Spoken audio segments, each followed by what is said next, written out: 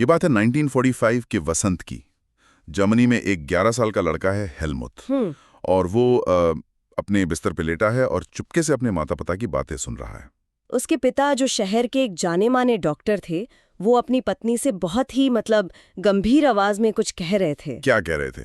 वो कह रहे थे कि या तो वो पूरे परिवार को मार देंगे या फिर अकेले ही आत्महत्या कर लेंगे। बाप रे। हाँ, उन्हें मित्र राष्ट्रों यानी एलाइज की सेनाओं से बदले का डर सता रहा था। उन्होंने कहा, अब वो हमारे साथ वही करेंगे जो हमने अपाहिजों और यहूदियों के साथ किया। ये तो किसी बच्चे के सुनने के लिए बहुत ही भयानक बात है। बिल्कुल। और फिर अगले दिन उसके पिता हेलमुथ को लेकर जंगल में घूमने गए। शायद वो आखिरी बार अपने बेटे के साथ कुछ वक्त बिताना चाहते थे। उन्होंने साथ में पुराने गीत गाए, हंसे खेले।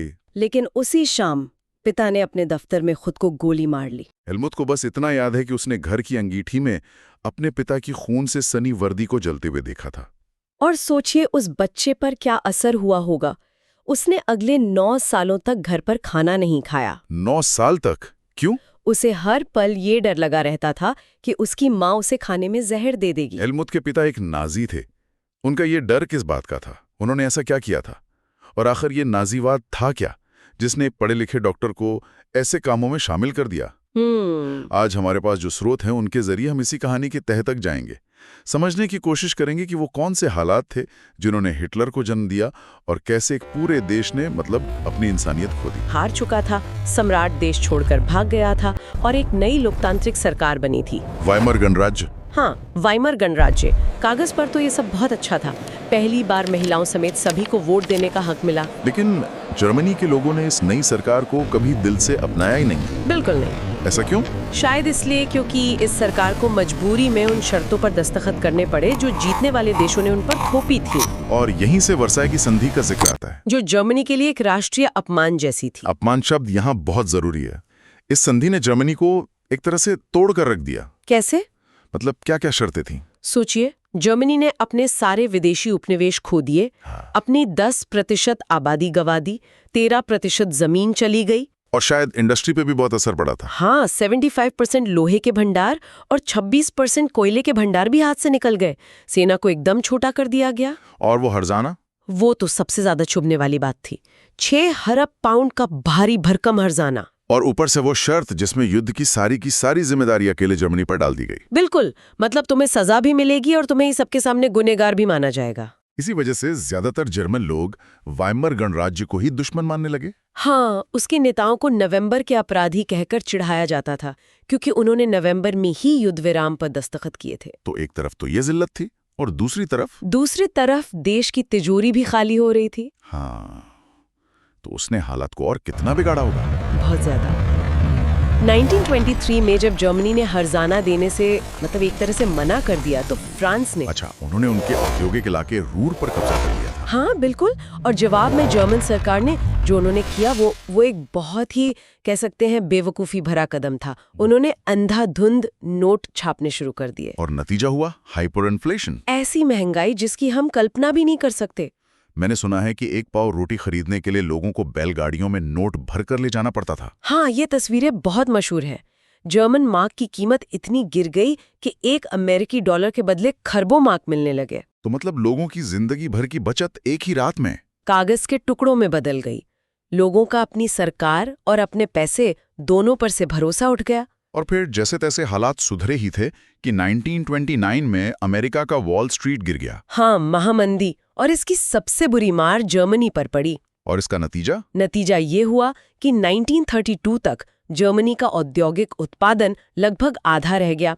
60 लाख लोग बेरोजगार हो गए। 60 लाख? ये तो बहुत बड़ा आंकड़ा है। सड़कों पर नौजवान गले में तख्ती लटकाए घूमते थे, कोई भी काम करने को तैयार हूं। अपराध बढ़ गए, लोगों के चेहरे पर नाउम्मीदी साफ दिखती थी। ऐसे माहौल में तो किसी भी लोकतांत्रिक व्यवस्था का टिकना मुश्किल है ना। और वाइमर गणराज्य की बनावट में ही कुछ बड़ी खामियां थी। एक तो वहां का चुनावी सिस्टम ऐसा था कि किसी एक पार्टी को बहुमत मिलना नामुमकिन था। हमेशा गठबंधन सरकारें। हाँ, हमेशा गठबंधन सरकारें बनती थीं जो ताश के पत्तों की तरह गिरती रहती थीं। और संविधान में एक और बड़ी खतरनाक चीज थी, अनुच्छेद 48। ये क्या था? ये एक तरह का इमरजेंसी बटन था जिसे राष्ट्रपति दबा सकते थे। इसके तहत वो लोगों के मौलिक अधिकार छीन सकते थे और बिना संसद की मंजूरी के राज कर सकते थे। ये तो लोकतंत्र के लिए एक टाइम बॉम्ब जैसा था। बिल्कुल, जो बस सही वक्त का इंतजार कर रहा था।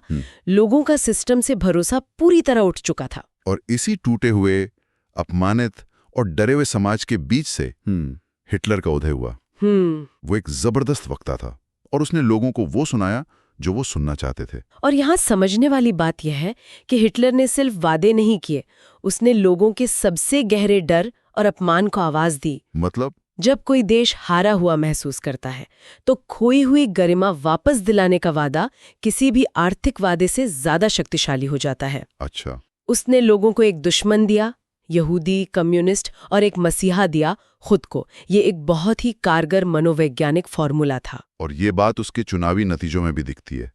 1928 में नाजी पार्टी को 3% वोट भी नहीं मिले थे, लेकिन 1932 आते आते वो 37% वोटों के साथ देश की सबसे बड़ी पार्टी बन गई। तो उसने ये किया कैसे? हिटलर ने राजनीति को एक तमाशे में बदल दिया। वो जानता था कि भीड़ को कैसे काबू करना है। मतलब सिर्फ भाषण नहीं, उसकी रैलियां सिर्फ भाषण नहीं होती थी, वो एक पूरा शो होता था। लाल रंग के स्वास्तिक वाले झंडे, हजारों लोगों का एक साथ नाजी सल्यूट और भाषण के बाद गूंजती तालियां। ये सब शक्ति प्रदर्शन का हिस्सा था। हाँ, ये सब लोगों को ये एहसास कराने के लिए था कि वो एक महान आंदोलन का हिस्सा हैं। उसने प्रोपेगेंडा का इस्तेमाल करके अपनी एक छवि गढ़ी, एक मसीहा की, एक उद्धारकर्ता की, जो जर्मनी को उसकी सारी मुसीबतों से निकाल लेगा। और लोगों ने उस पे यकीन कर लिया। और फिर 30 जनवरी 1933 को वो दिन आया। हाँ, राष्ट्रपति हिंडनबर्ग ने हिटलर को चांसलर यानी प्रधानमंत्री बना दिया। उन्होंने सोचा होगा कि वो हिटलर को काबू में रख लेंगे। बिल्कुल, लेकिन वो बहुत बड़ी गलतफहमी में थे। सत्ता हाथ में आते ही हिटलर ने लोकतंत्र के ताबूत में आखिरी कील ठोकनी शुरू कर दी। इसकी शुरुआत जर्मन संसद में लगी उस रहस्यमयी आग से हुई, है ना? हाँ, आग लगने के ठीक बाद उसने राष्ट्रपति से एक इमरजेंसी ऑर्डर पास करवाया, फायर डिक्री। सही।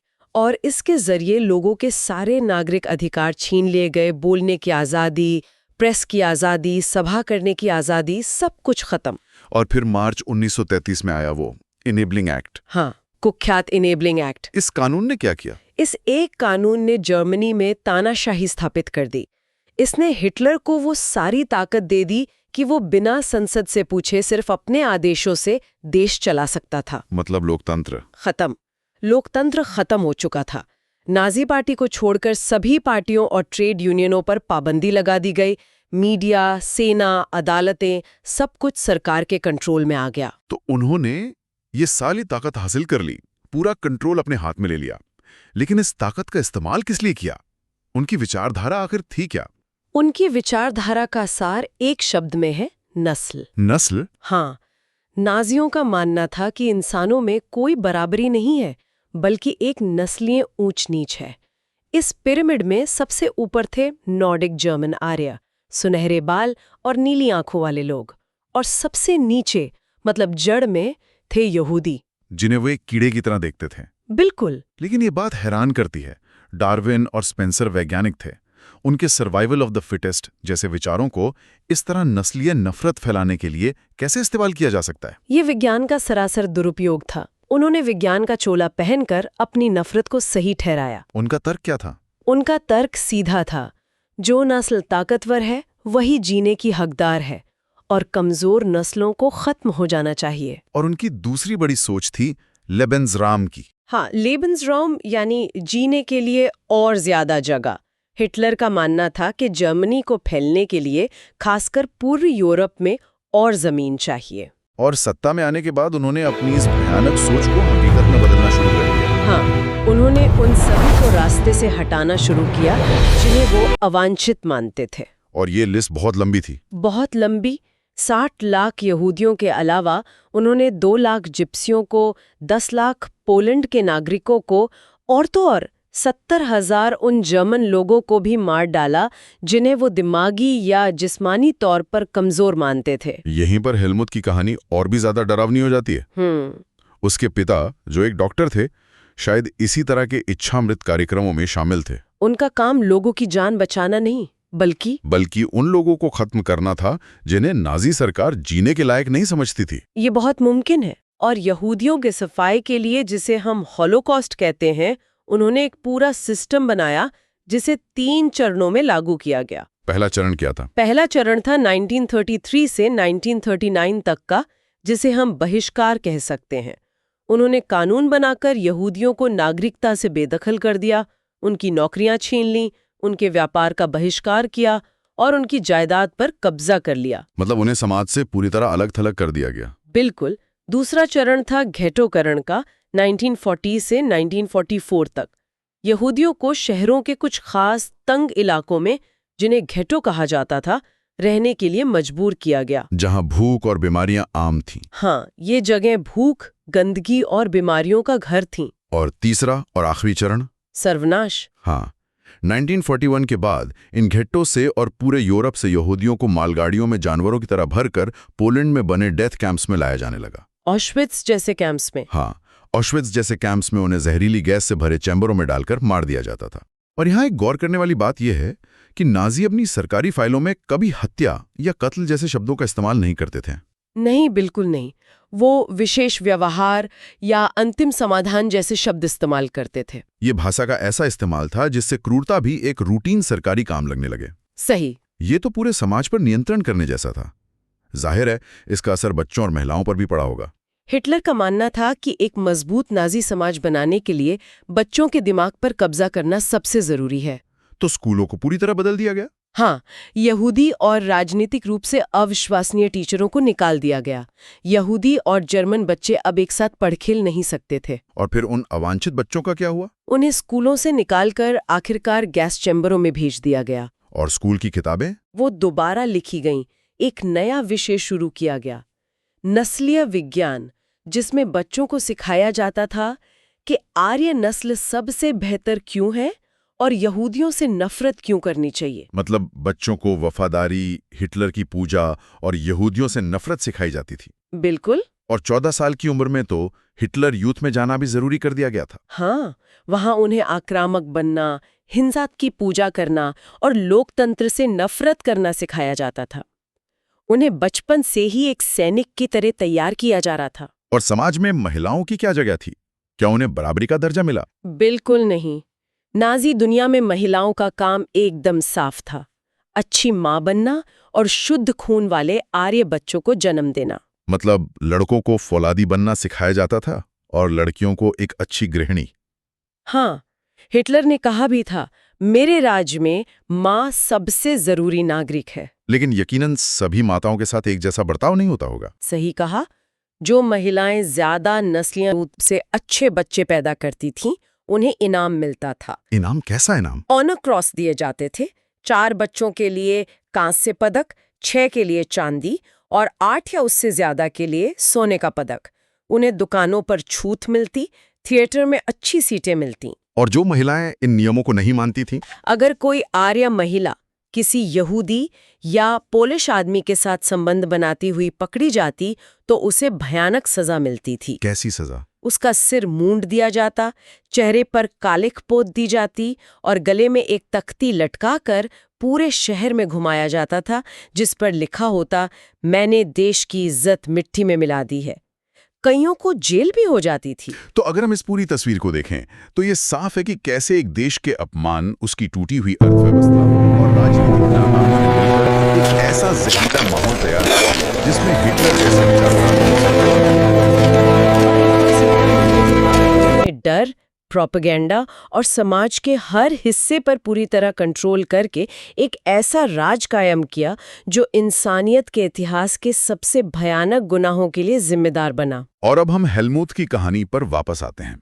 उसके पिता का डर सिर्फ किसी निजी बदले का डर नहीं था। नहीं, ये उस पूरे आपराधिक तंत्र का हिस्सा होने के लिए जवाबदेह ठहराए जाने का डर था, जिसने लाखों बेगुनाहों की जान ली थी। इसीलिए युद्ध खत्म होने के बाद न्यूरेमबर्ग में एक अंतर्राष्ट्रीय अदालत बैठी। इसमें बड़े बड़े नाजी अपराधियों पर इंसानियत के खिलाफ जुर्म करने के लिए मुकदमे चलाए गए। 11 को तो मौत की सजा हुई और कईयों को उम्र कैद।